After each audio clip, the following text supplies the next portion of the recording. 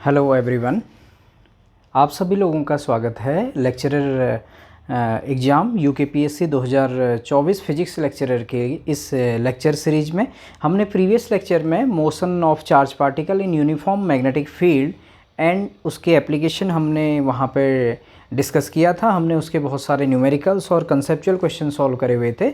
अब आज की इस लेक्चर में हम जैसे मोशन ऑफ चार्ज पार्टिकल थोड़ा सा डिस्कस कर लेते हैं। इलेक्ट्रिक फील्ड पे क्या होता है जब कोई चार्ज पार्टिकल इलेक्ट्रिक फील्ड के परपेंडिकुलर मूव करता है।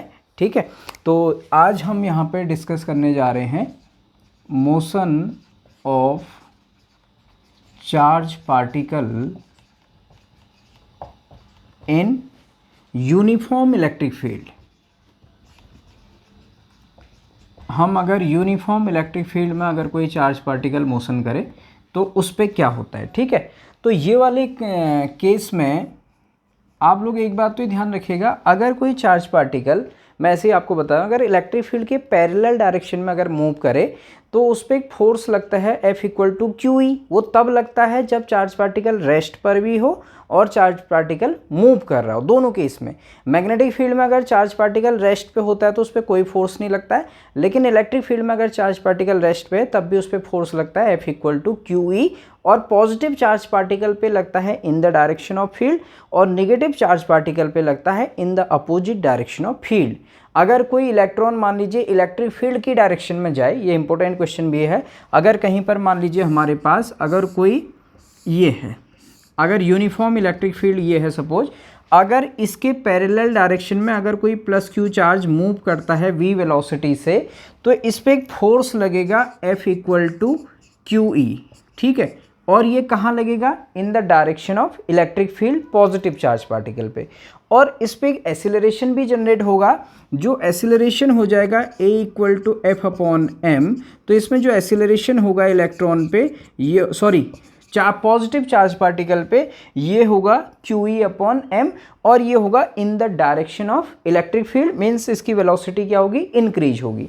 लेकिन अगर इलेक्ट्रॉन हो, नेगेटिव चार्ज पार्टिकल है, तो नेगेटिव चार्ज पार्टिकल पे जो हमेशा जो फोर्स लगता है मैग्नीट्यूड तो QE ही रहेगा, लेकिन माइनस साइन ये बताता है कि नेगेटिव चार्ज पार्टिकल पे लगने वाला फोर्स इलेक्ट्रिक फील्ड के अपोजिट डायरेक्शन में होता है। ठीक है, इसलिए यहाँ पर हमारे पास क्या होता है, नेगेटिव चार्ज पार्टिकल वाले केस में अगर कोई इलेक्ट्रॉन अगर इलेक्ट्रिक फील्ड की डायरेक्शन में अगर हम उसको v वेलोसिटी से फेंकें तो उसमें क्या हो जाएगा? निगेटिव एसिलरेशन आएगा। यहाँ पे जो इलेक्ट्रॉन पे एसिलरेशन हो जाएगा that is -QE/m।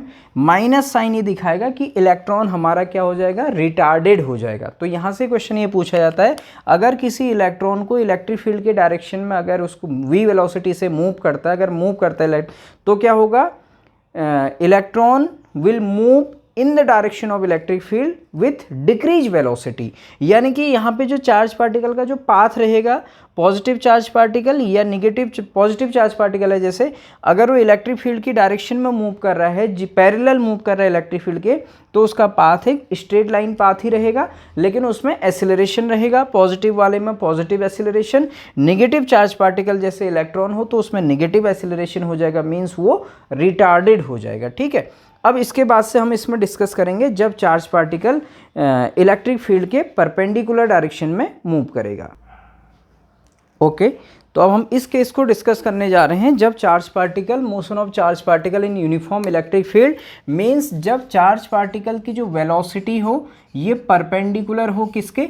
Electric field के। तो ये काफ़ी इंपॉर्टेंट है, यहाँ से क्वेश्चन पूछ लिया जाता है। सबसे पहले मैं आपको यहीं पे बता दूं, इस समय जो इसका पाथ होगा वो एक पैराबोलिक पाथ होगा। जब कोई भी चार्ज पार्टिकल इलेक्ट्रिक फील्ड के परपेंडिकुलर मूव करता है तो उसका पाथ क्या होता है? पैराबोलिक। कैसे होता है हम उसको ज़रा डिस्कस कर लेते हैं। मान लीजिए मेरे पास दो प्लेट्स हैं, आप ध्यान से समझिएगा। अच्छा मैं इसको ऐसे ले लेता हूँ, मान लीजिए ये मेरे पास कुछ ओरिजिन है।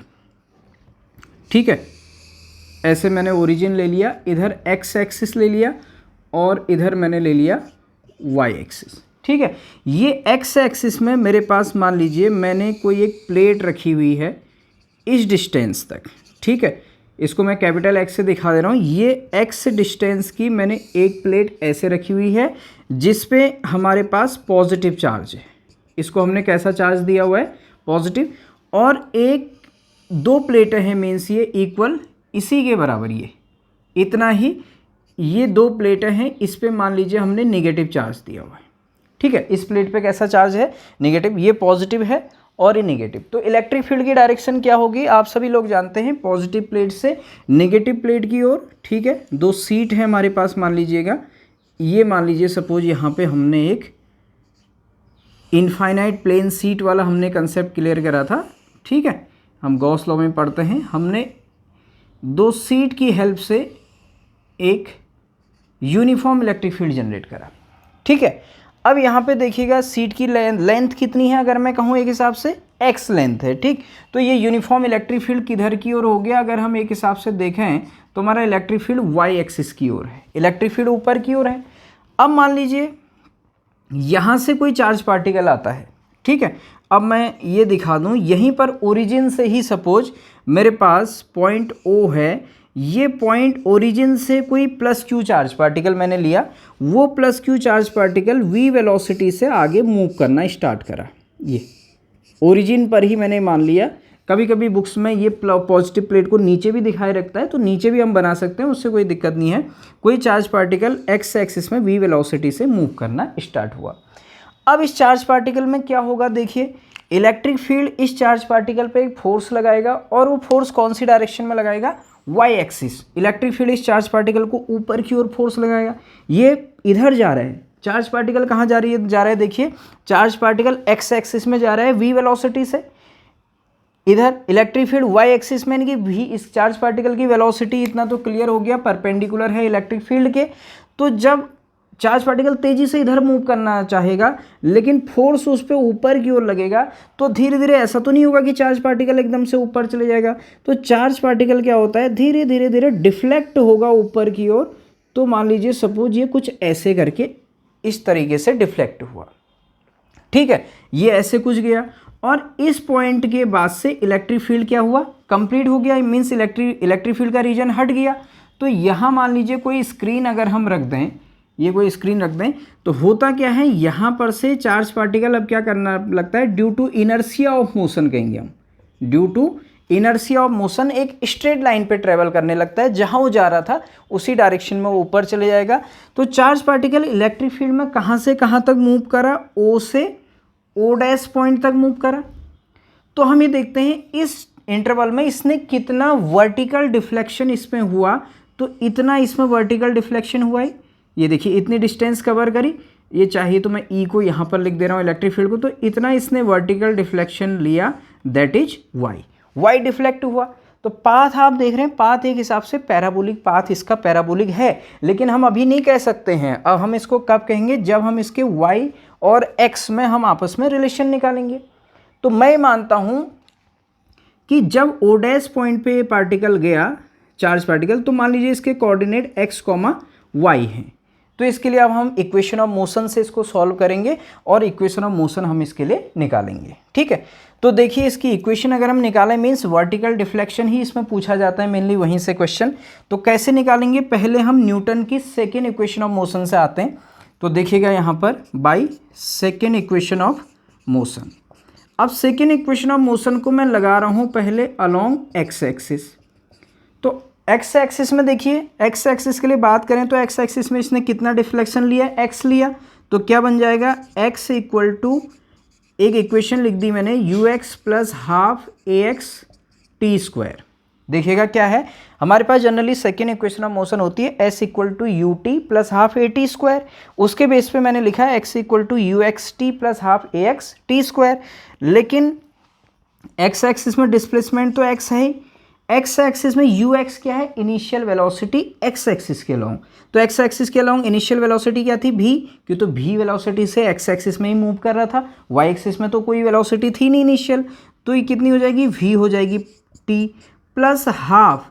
एक्स एक्सिस में कितना एक्सीलरेशन मिला इसको, देखिए जो फोर्स लगा, इलेक्ट्रिक फील्ड ने जो फोर्स लगाया इस पर, ये ऊपर की ओर लगाया, F इक्वल टू जो क्यू ई फोर्स इस पर लगेगा, ये फोर्स कहाँ की ओर लगा, ये फोर्स इस पर ऊपर की डायरेक्शन पे लगा था, यहाँ यहीं पर अगर मैं दिखाऊं तो इस पे F equal to q E force ऊपर की ओर लगा, एक्स एक्सिस में कोई फोर्स नहीं लगा, तो इसलिए एक्स एक्सिस में कोई भी एक्सेलरेशन इस पर नहीं होगा। एक्सेलरेशन कहाँ आएगा? वाई एक्सिस में, क्योंकि तो इलेक्ट्रिक फील्ड वाई एक्सिस के अलोंग है, आप समझ रहे होंगे।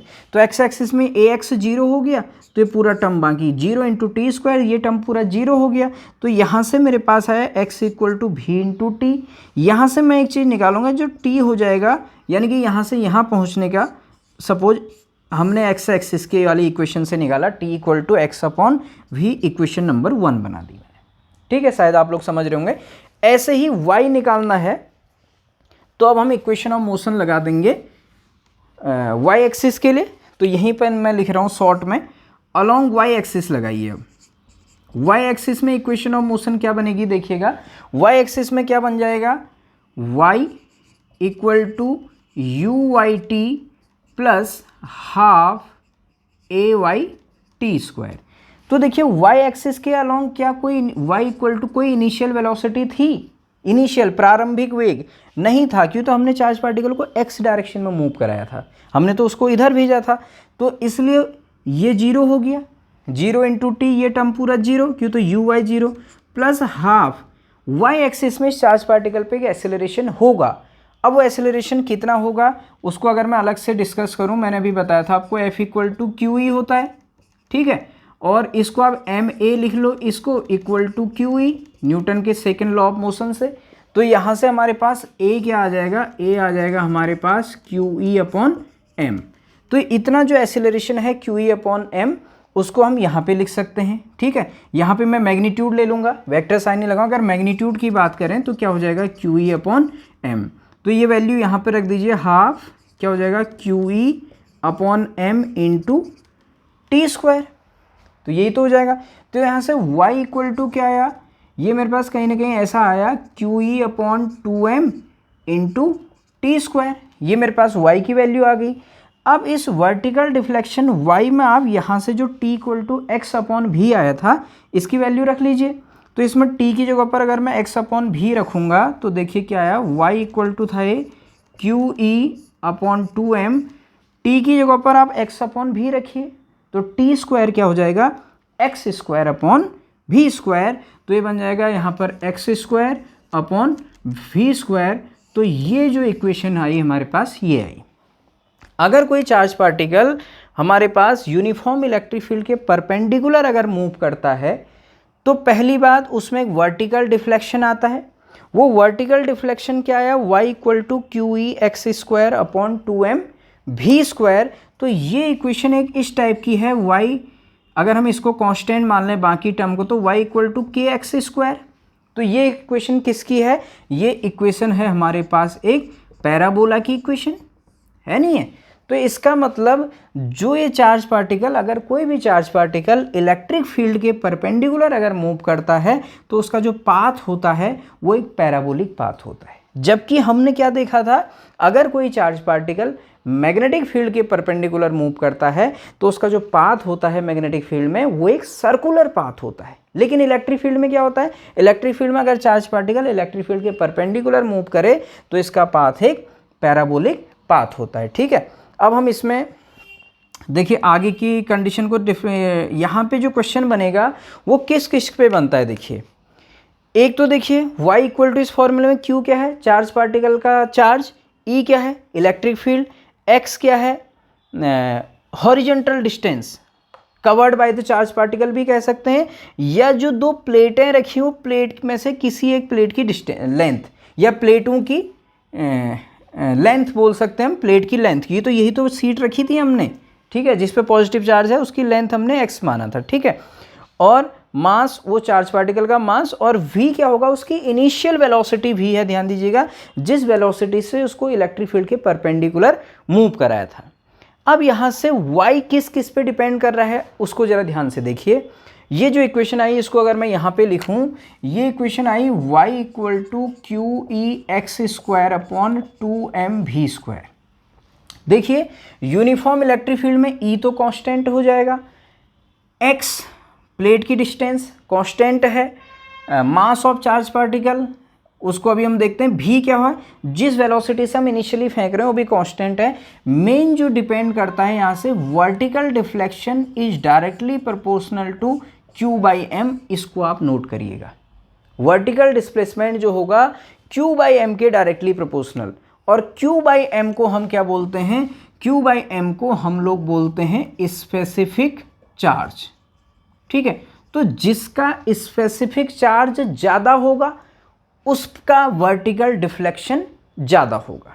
जिसका स्पेसिफिक चार्ज ज़्यादा होगा तो उसका वर्टिकल डिफ्लेक्शन क्या होगा, ज़्यादा होगा। ठीक है, जैसे प्रोटॉन, अब प्रोटॉन का स्पेसिफिक चार्ज जो होता है, यानी कि प्रोटॉन का specific charge means charge to mass ratio, तो प्रोटॉन के लिए अगर बात करें तो ये होता है 10⁸ कूलॉम पर केजी, ये प्रोटॉन के लिए है। ठीक है, और इलेक्ट्रॉन के लिए कितना है, इलेक्ट्रॉन के लिए QE by m equal to 1.76 into 10⁻11 coulomb per kg. तो किसका Q बाई एम ज़्यादा है, इलेक्ट्रॉन का Q बाई एम ज़्यादा है, तो इसलिए यहाँ पर किसका वर्टिकल डिफ्लेक्शन ज़्यादा होगा, इलेक्ट्रॉन का वर्टिकल डिफ्लेक्शन क्या हो जाएगा, ज़्यादा होगा, यानी कि इलेक्ट्रॉन ज़्यादा डिफ्लेक्ट होगा। अब आपसे क्वेश्चन पूछ लेगा ऐसे भी, आप इस फॉर्मूले से भी देख लो, अब प्रोटॉन एंड इलेक्ट्रॉन, एक प्रोटॉन और एक इलेक्ट्रॉन को enters with same initial velocity v perpendicular to uniform electric field created by the plates having same length.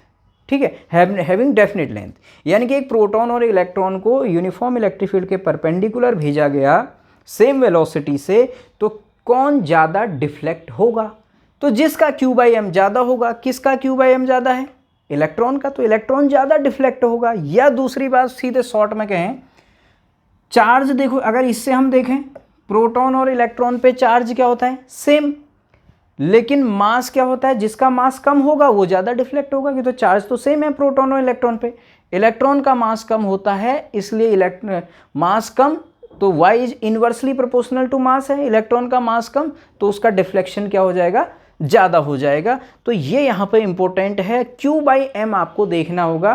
तो कई बार क्वेश्चन ऐसे पूछा जाता है, अब टू पार्टिकल्स है आर मूविंग, और we can say two particles move perpendicular to uniform electric field with constant velocity, then the particle A, आपको कह देगा दो पार्टिकल ए और बी हैं। ठीक है, particle A is more deflected, A ज़्यादा डिफ्लेक्ट हुआ, तो उसका रीजन आपको 4 ऑप्शन देगा, A is more deflected than B, यानी कि ए ज़्यादा डिफ्लेक्ट होगा बी से कहेगा, तो पहला ऑप्शन आपको दे देगा कि ए का Q बाई एम बी के Q बाई एम से कम है, दूसरा ए का Q बाई एम बी के Q बाई एम से ज़्यादा है, तीसरा बोल देगा कि Q बाई एम पे डिपेंड ही नहीं करता है, और चौथा कोई ऐसा ऑप्शन दे देगा नन ऑफ दीज। तो आंसर क्या होगा, जो ज़्यादा डिफ्लेक्ट हो रहा है means the Q by m specific charge of particle A is more than B, इसलिए ज़्यादा डिफ्लेक्ट हो रहा होगा, यानी कि जिसका Q बाई एम ज़्यादा होगा वो आपका ज़्यादा डिफ्लेक्ट हो जाएगा मैग्नेटिक फील्ड में। ठीक है, सॉरी इलेक्ट्रिक फील्ड में। तो यहाँ पर मेन कंक्लूजन ये है, अगर कोई चार्ज पार्टिकल इलेक्ट्रिक फील्ड के परपेंडिकुलर जाए तो उसका पाथ पैराबोलिक होता है, और जो वर्टिकल डिफ्लेक्शन उसमें जो y आता है उसके लिए इक्वेशन है QE x² / 2mv², ये जो हमने लिखा QE x² / 2mv²। अब इस पे कभी वो न्यूमेरिकल भी पूछ सकता है, तो इस पे मैं यहाँ पर अभी एक क्वेश्चन लिखता हूँ, फिर हम उसको सॉल्व करेंगे एक न्यूमेरिकल को।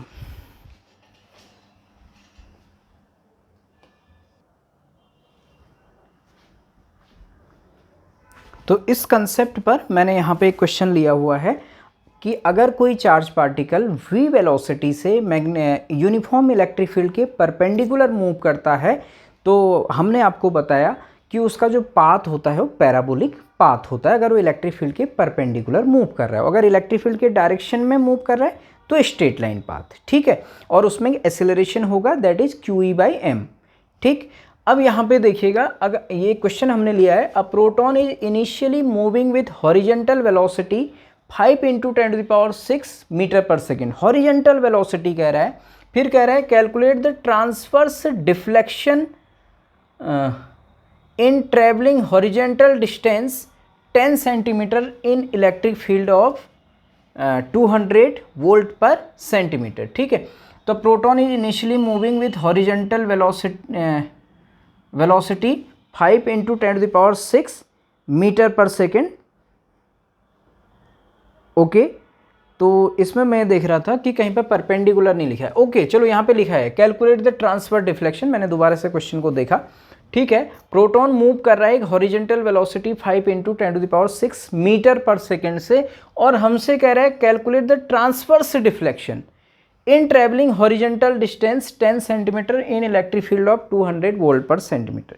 देखिए उसने कहीं पर भी ये बात नहीं लिखी क्वेश्चन में कि proton is moving with horizontal velocity 5 × 10⁶ metre per second in perpendicular to electric field, कहीं नहीं लिखा है। उसने कहा प्रोटॉन तो हॉरिजेंटली जा रहा है, लेकिन आपसे क्या निकालने को कहा, आपसे ट्रांसवर्स डिफ्लेक्शन यानी कि वर्टिकल डिफ्लेक्शन निकालने को कह दिया।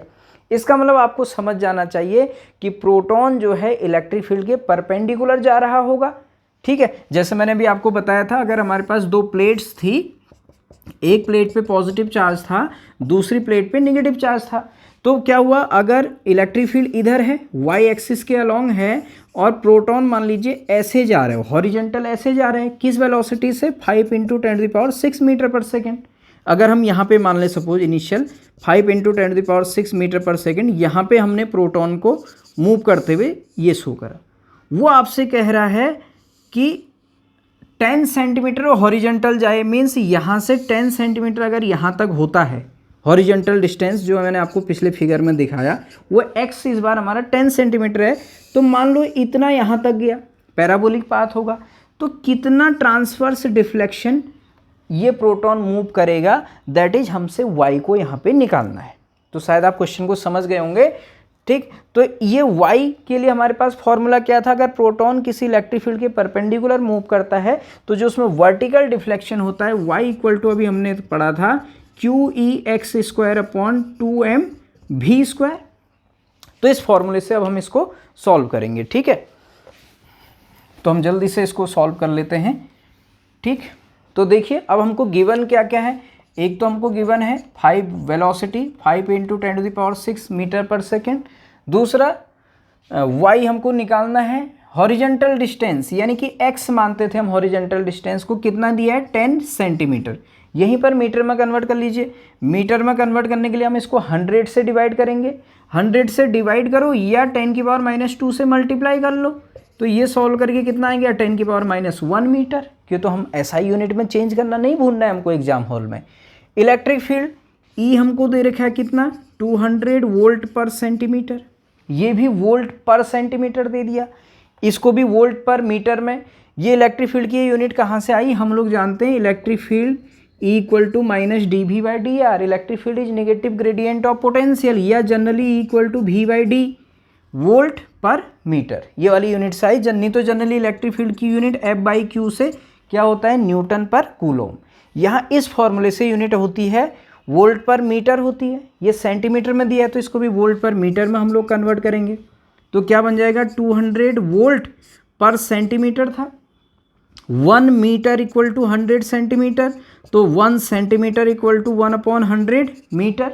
बेसिक सी बातें बता रहा हूँ, तो सेंटीमीटर को मीटर में बदलना है तो 1/100 हो जाएगा, और ये इतना मीटर, ये ऊपर चले जाएगा तो इलेक्ट्रिक फील्ड इसके 200 के पीछे 2 जीरो और इतना वोल्ट पर मीटर, यानी कि मैं बोलूँ 2 × 10⁴ वोल्ट पर मीटर। ये हमें बहुत स्पीड से करना होता है एग्जाम हॉल में, ठीक। अब हमको बाकी कुछ नहीं दिया है, अब हमको निकालना है, ठीक। तो फॉर्मूले में वैल्यू रखते हैं y = QEx²/2mv²। सॉल्व करने की कोशिश करते हैं, तो देखिए y = Q, प्रोटॉन का चार्ज 1.6 × 10⁻⁻19, ये कहीं दिया नहीं रहेगा, आपको याद करना है। इलेक्ट्रिक फील्ड ये है हमारे पास × 2 × 10⁴, x कितना था 10⁻⁻1 मीटर, वैसे 10 सेंटीमीटर था, मीटर में 10⁻⁻1, इसका स्क्वायर 10⁻⁻1 का स्क्वायर मैंने डायरेक्ट लिख दिया 10⁻�2, ठीक है, upon 2 mass of proton, proton का मास याद होना चाहिए 1.67 × 10⁻27, और इसकी वेलोसिटी v ये हमको दिया है 5 × 10⁶, तो 5 × 10⁶ का स्क्वायर करना है v², तो इसका स्क्वायर करेंगे तो 5 का स्क्वायर तो 25, डायरेक्ट लिख रहा हूँ मैं 25 × 10⁶ का स्क्वायर कितना हो जाएगा 10⁻12।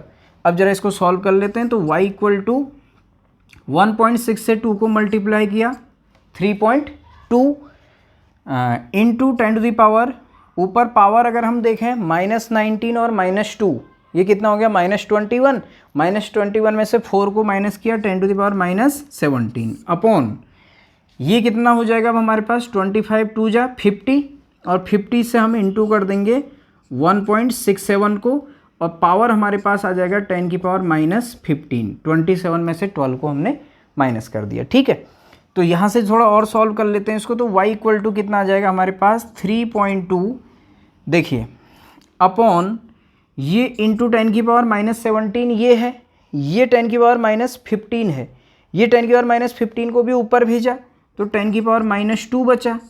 अब जो 50 इंटू 1.6 है, 50 में से मैंने 5 इंटू 1.67 लिखा, जो 50 है वो भी 10⁻1 बचा ना, इंटू चाहे तो मैं 50 को 5 इंटू 10 लिख सकता हूँ, ये 50 को, ठीक है, ये 10 को भी हम ऊपर और भेज देते हैं, ये 10 भी ऊपर जाके कितना हो जाएगा 10⁻−3। आप सॉल्व करके समझ गए होंगे। ठीक है, इसको हम यहाँ से सॉल्व करके ये आ गया, सीधी सी बात। अब थोड़ा मल्टीप्लाई कर लेते हैं, 3.2 इंटू 10⁻³ अपॉन 5 सत्ते 35, 5 छक्का 30 और 3 33, 5 छक्का 5 और 3 8, ये कुछ इस टाइप से आ रहा है। 5 7 जा 35, 5 6 जा 30 और 3 5 1 जा 5 और 3 8। ठीक है, अब हम इसको थोड़ा सा डिवाइड कर लेते हैं। तो y इक्वल टू कितना आ गया, ऊपर अगर मैं देखूं 320 अपॉन 835 आ जाएगा, मैंने पॉइंट हटा दिए, इंटू 10⁻−3। ठीक है, अब इसको थोड़ा सा हमको डिवाइड करना पड़ेगा। तो 835 320 को हमको डिवाइड करना है, तो 0 पॉइंट लगा के मैंने एक और 0 बढ़ा दिया, तो ये लगभग 3 बार जाएगा। तो 3 5 15, 3 3 9 और 1 10, 3 8 24 और 1 25। ठीक, तो 5 9 11 में 5 गया 6, तो इतना आ गया हमारे पास 695। एक और 0 बढ़ा देते हैं, तो अभी कितनी बार जाएगा, मेरे ख्याल से 8 टाइम्स चले जाएगा। तो 8 5 जा 40, 8 3 जा 24 और 4 28, 8 8 जा 64 और 2 66। 0 15 में 8 गया हमारे पास 7, यहाँ पर रहा 8 में 6 गया 2, फिर ये इतना, तो लगभग 3 बार और चले जाएगा ये। ठीक है, तो कितना आया y इक्वल टू 0.383 इंटू 10⁻³ आ गया। तो y इक्वल टू, इसको मैं स्टैंडर्ड फॉर्म में क्या लिख सकता हूँ, 3.83 इंटू 10⁻⁴ मीटर। तो ये हमारे पास आंसर आ गया। तो कौन सा ऑप्शन सही है इसमें, अरे सॉरी, इसमें मैं ऑप्शन लिखना इस क्वेश्चन के भूल गया था। यहाँ पर बुक में जैसे क्वेश्चन जहाँ पे मुझे दिख रहा है इसमें बहुत सारे ऑप्शन हैं, अब ऑप्शन लिख के मैं क्या करूँ। ठीक है, जो करेक्ट ऑप्शन था वो जो भी है वो ये है 3.83 इंटू 10⁻⁴ मीटर। तो अगर कोई भी चार्ज पार्टिकल अगर इलेक्ट्रिक फील्ड के परपेंडिकुलर जा रहा है तो उसमें जो वर्टिकल डिफ्लेक्शन है उसके क्वेश्चन ऐसे सॉल्व होंगे, और हम लोगों को अपनी कैलकुलेशन स्पीड बढ़ा के रखनी है। मेन चीज़ क्या है, उसका पाथ होगा पैराबोलिक पाथ। ठीक है, तो आप इसको सॉल्व कीजिएगा। ऐसी एक क्वेश्चन हम यहाँ पे और सॉल्व करते हैं, ठीक है, इसी टॉपिक से।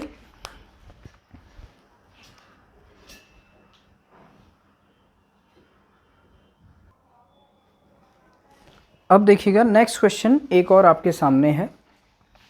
तो इवनिंग का समय है, मैं लेक्चरर एस्पिरेंट से कहना चाहूँगा मुझे समय इवनिंग पे हो पा रहा है, तो लाइट के कारण बोर्ड चमक रहा है, तो थोड़ा सा आप इश्यू के लिए माफ़ कीजिएगा। तो देखिए क्वेश्चन है, electric field between 2 plates of a cathode ray oscilloscope is 1.2 into 10⁵ volt per metre. तो गिवन है 1.2 into 10⁵ volt per metre electric field. If an electron of energy 2000 electron volt enters at right angles to the field, electron की energy दे रखी है जिससे enter कर रहा है 2000 इलेक्ट्रॉन वोल्ट, तो सीधी सी बात है ये काइनेटिक एनर्जी होगी। 2000 इलेक्ट्रॉन वोल्ट दिया है। What will be it's deflection if the length of the plate is 1.5 centimetre, means वो कुछ एंगल 90 पे मूव कर रहा है, वो वाली बात हमारी है।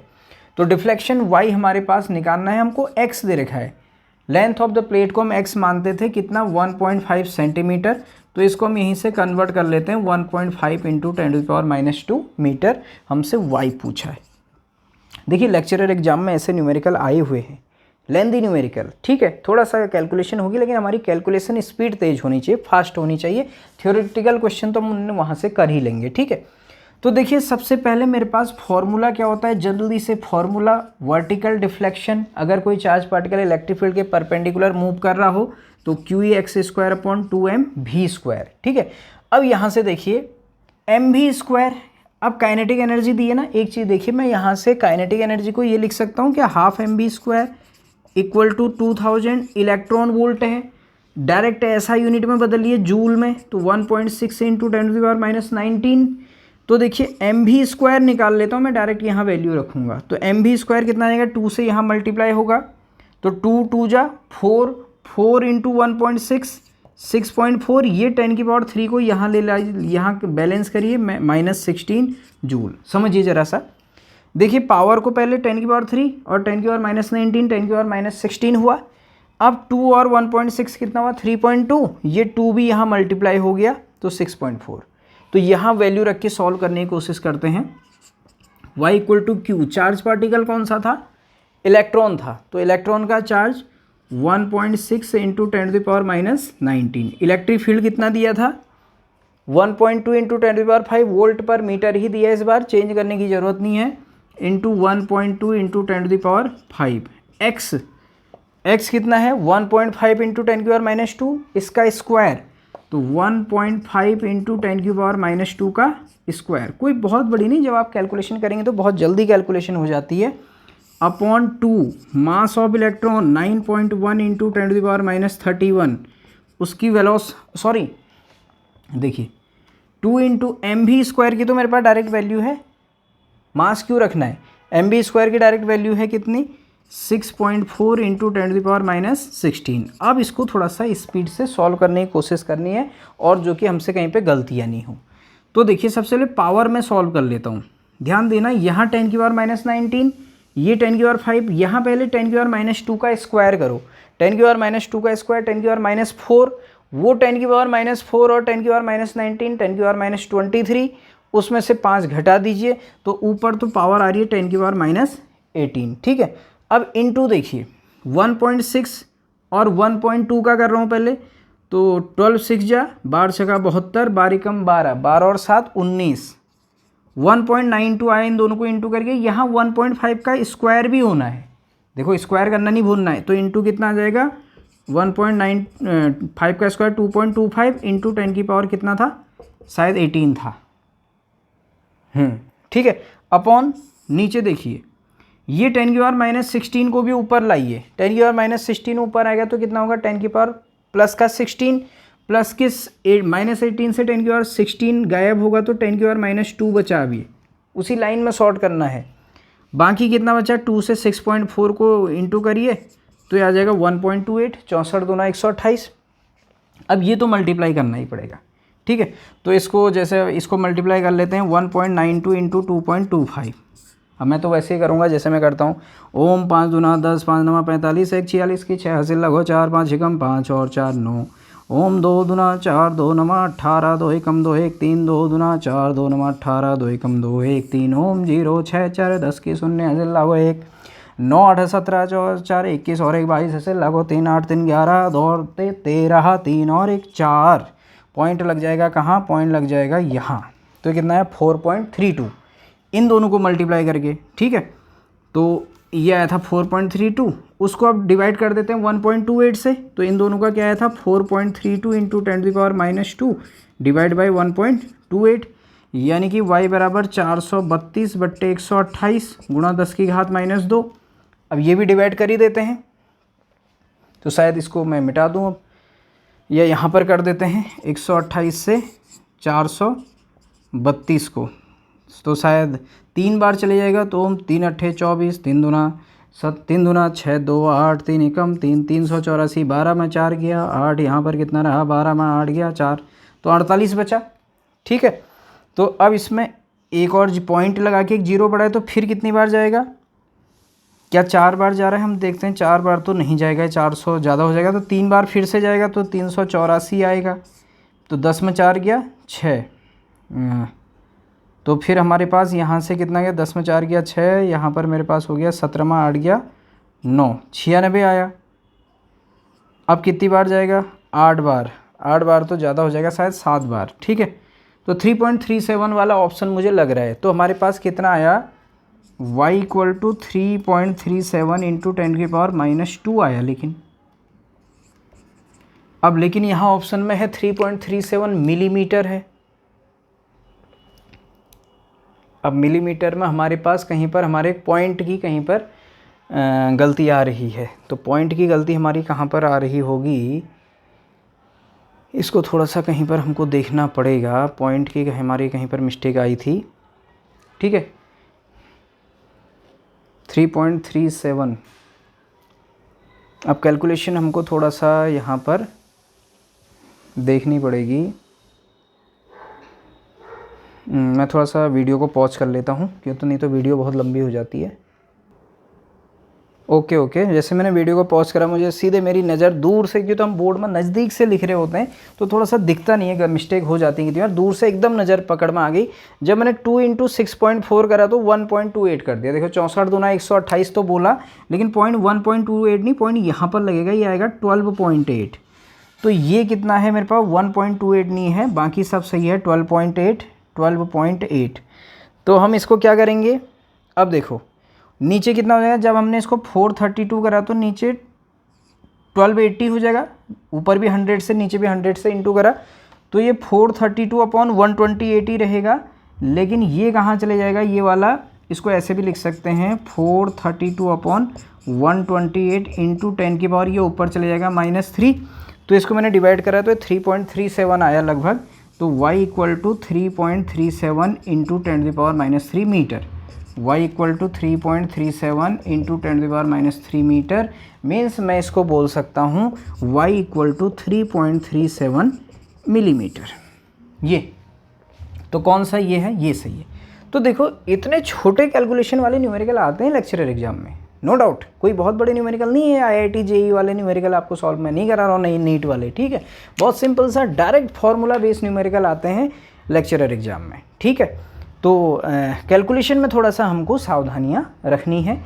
तो आज मैंने जो टॉपिक यहाँ पे आप लोगों के सामने रखा, motion of charge particle perpendicular to uniform electric field और इन इलेक्ट्रिक फील्ड, इसको हमने डिस्कस करा। तो पैराबोलिक पाथ बनता है। बाकी ये फॉर्मूले को आप याद रखिए, फॉर्मूले की एक अलग से कॉपी बनाइए और लगातार स्टडी करिए, रोज़ किसी न किसी टॉपिक को कवर करते रहिएगा।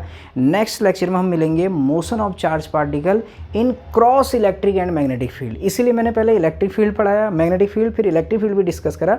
अब वेलोसिटी सेलेक्टर को हम नेक्स्ट लेक्चर में पढ़ेंगे क्रॉस्ड इलेक्ट्रिक और मैग्नेटिक फील्ड में। तो थैंक यू सो मच।